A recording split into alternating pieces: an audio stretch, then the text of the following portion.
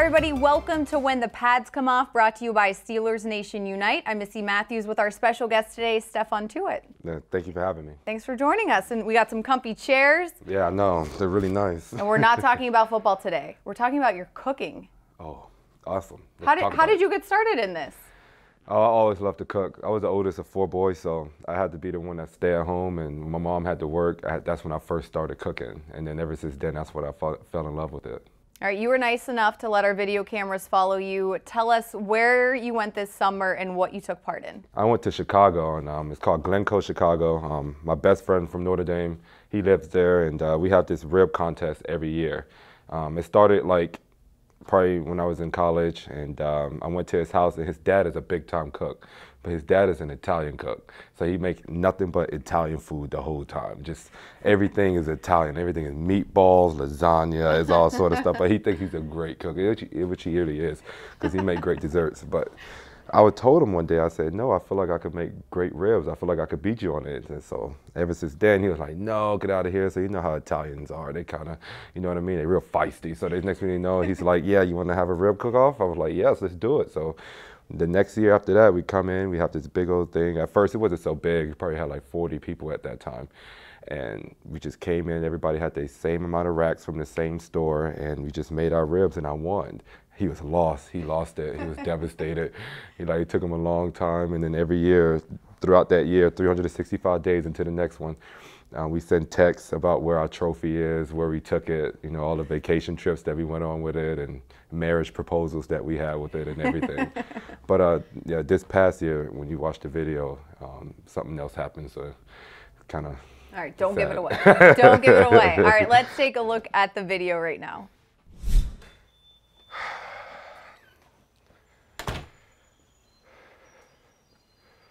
Such a beautiful day outside. Ready to take this road trip. Rib off, Chicago City. Big Tuitt coming for you. See, I have a secret. It's something that most Steelers fans and even some of my teammates don't know about me. And that secret is I'm a cook. And a pretty damn good one too. I enjoy cooking all sorts of food, but especially barbecue. For the past 4 years, I have been participating in a rib-off competition. How did it start? Back when I was in college at Notre Dame.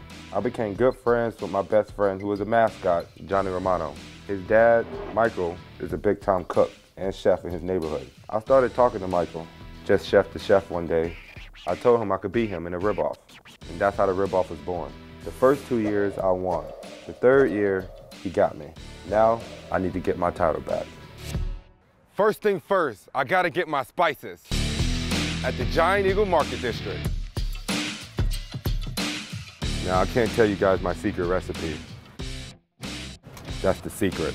So your spices have to be one of the best spices. And that flavor hit your mouth, it's like Katy Perry fireworks. Yes! I got what I need from Giant Eagle Market District. And I'll see you guys in Chicago.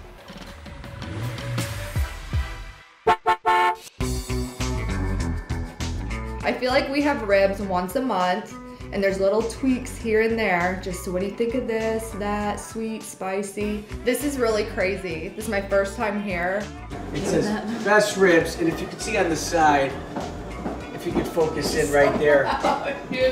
Romano, Michael Romano, 2016. I'm sorry, what are the first 2 names say? And it's gonna stay there. Oh, can you let go of the top? Right back next to it. Stephon came over when he was only in college and said that he was a good cook.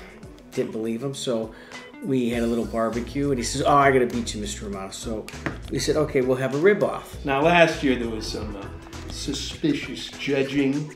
I only came in 2nd place, but Stephon was very disappointed because he wasn't expecting this one out of left field.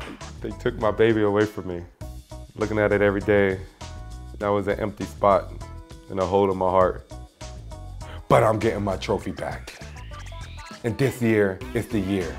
I'm thinking of wearing it, but I'm not sure. It'll throw him off. Oh yeah. Well, if you had a 91 on that. Do you see how legit this is? This is legit. Everything's chaos. That's all I have to say. Everything is just chaotic. I want Stephon to really focus. He's currently on the golf course right now. While you were playing all day, I was actually working. You can see that it's a perfect temperature of 240 degrees.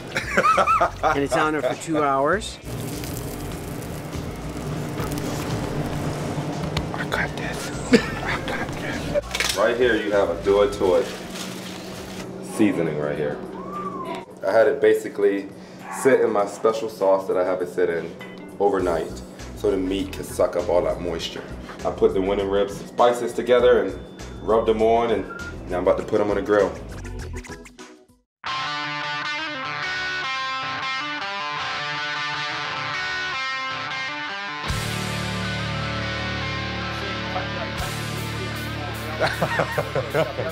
Yeah, yep. Our team is the Slap Daddies. To make the barbecue rib, you gotta make the barbecue sauce, and we make it with apples, and we make it with our homemade beer, which is the Cousins Summer Ale, marinated in apple brine. And then this morning we started smoking this with an apple cedar wood. You know, we're a little intimidated by Stephon, to be honest. I hear he's a really good football player. I know he can break ribs. Let's just see if he can make ribs.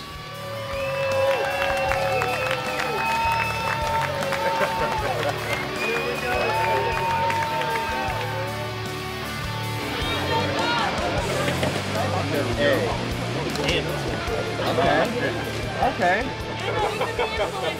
That trophy belongs to somebody else this year, and that somebody's me.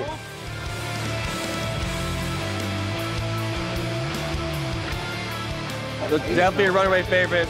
Probably going to be C. It is time to tally.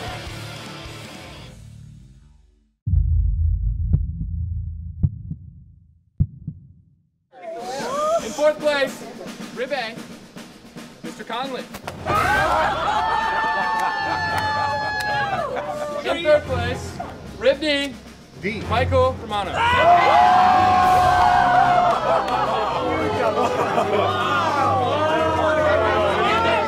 Fourth place, Rib C, this player, Mayo.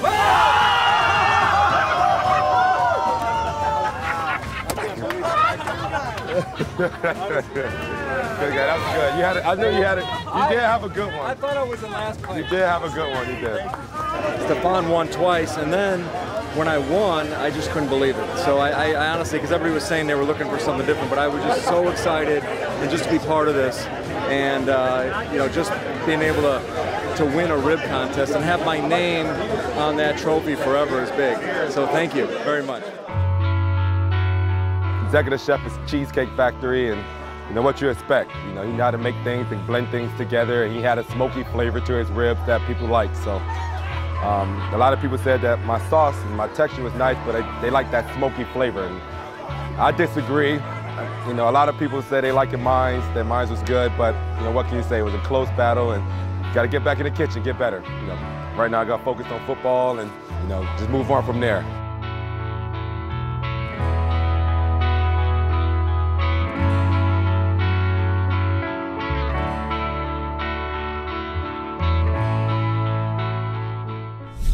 Well, looks like you guys had a lot of fun despite not winning. I'm sorry.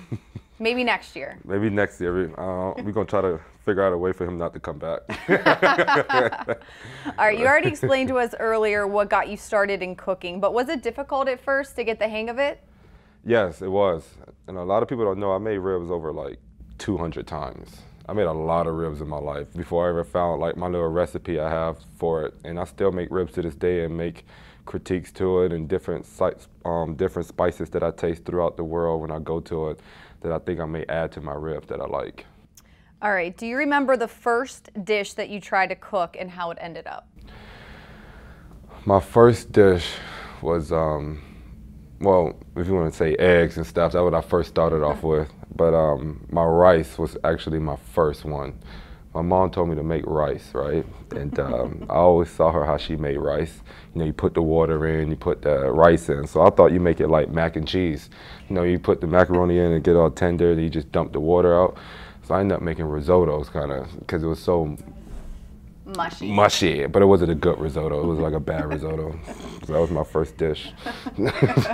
Didn't go so well. It didn't go so well. My brothers looked at me and we just ate hot dogs that night. All right, besides ribs, because that's probably your answer, what is your favorite thing to cook? No, like I said, I love ribs. I love steaks. I love my new type of cut of meat is fillets now. I love filet mignons now to try to make those just because it's smaller now and tender and juicy. I love porterhouses still, big time. I like trying to make like unique, different type of things. So like I'm on the stuff of like trying to make like pate and stuff like that. Just trying to grow and just try to challenge myself. Branching out. Branching out. I like it. All right, who is the better cook, you or your fiance? Definitely me, but she makes some bomb chicken breasts. So I thought that was like, I thought that was like she had to know how to make chicken breasts for her type of person. So I feel like that's awesome enough. That's all I need. All right, if we were coming over for dinner and Chef Tuitt is in charge, what are we having for each course? Well, if y'all coming over, I mean, I get a chance to cook big finally, because when I'm just me, I'm making enough food for 7 people, and it's just me, my fiance, and my son. So she always looks at me like I can't finish this, and I'm like, oh, I'm mad. So it's perfect. So if y'all guys came, oh man, I don't even know, but I'll probably ask you guys what y'all want. Most likely, I'm making ribs at the end of the day, and I'll probably just keep it at ribs and make a cornbread that I like with it, and some beans, and just keep it as simple as that. Just make you guys taste my ribs. Okay, sounds good. Let us know when we can come over. Okay. All right, finally, if you had to pick one, what is the best meal that you've ever made? Oh man, so this is gonna be a funny story. So I actually was in the pantry, and we did this whole not going to the grocery store for a whole month to actually clean out our pantry, because every time I go to the grocery store I buy the same things again. So it's like, no, we're not gonna go to the grocery store for a month. We're gonna use everything in our pantry. So I was like, we got towards the end, it's like, what should I make? We had chicken breast and that was left, and we had just a bunch of spices and sauces. And I made this sauce and it looked like throw up. It was horrible. It was not the most pretty sight thing ever, but it tasted so good. It was really good, and I could never figure out how to make it again because it was a throw together. But I really wish I knew how to make it again because it was so good. I just figured out how to make it look presentable and nice to eat, but it was so good. All right. Gosh, you had to be there. Sorry. You're making me hungry. All right, we're going to take a quick break. When we return, some questions from the fans.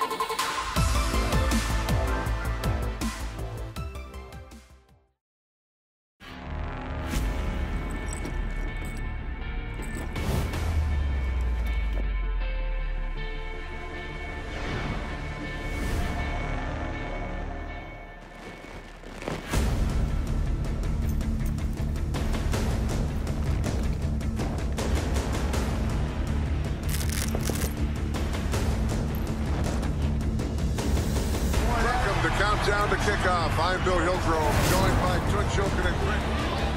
Game against the Ravens, the bad blood. You couldn't ask for any more, and it is exciting.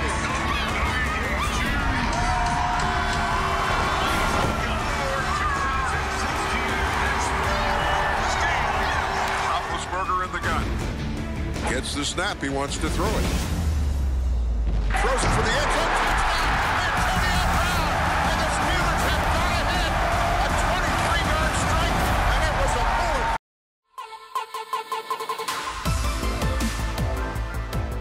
Welcome back, everyone, to When the Pads Come Off. Stephon, we have a few questions from fans, if you're okay with that. We'll get to them. All right. Weave75 wants to know, what was your favorite home-cooked meal growing up? Oxtails. My family from the islands, so we ate a lot of oxtails, and the gravy from the oxtails with rice and peas. That was my favorite dish. All right. Gravy D says, what is your favorite local restaurant in Pittsburgh and your favorite food that you get there? I'm a big taco fan right now. I'm just getting the, I don't know, I got the meat with the churro. Is it a chorizo? Churros. Yeah, no, not churros, chorizo. I think that's what it's called. You got a sunny side egg with ground beef and stuff inside of it. That's not my forte. Oh, well, I could clean 12 of those. Yeah, but that's kind of the place right now. Okay. All right, Carlos says, what is your specialty dish, the one that you fix to impress guests? I think if I'm really trying to impress somebody, that's my fiance's mom. So I'm definitely trying to go all out and make things that's keep her on my good side. So I definitely just say like she loved the ribs. I'm telling you, just everything. Every time they come to town, it's just ribs. Everybody just, when they taste my ribs, that's all they like. So I always try to introduce my ribs to people as much as I can. You know, if you kind of go in my freezer, that's all I got in there, ribs. You're always stocked. Always stocked.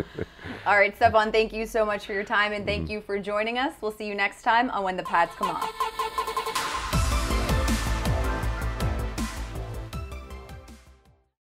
When the Pads Come Off is an exclusive video series delivered to Steelers Nation Unite members. For access to exclusive content like this and to see more episodes of When the Pads Come Off, join the official home of Steelers Nation today at SteelersNationUnite.com.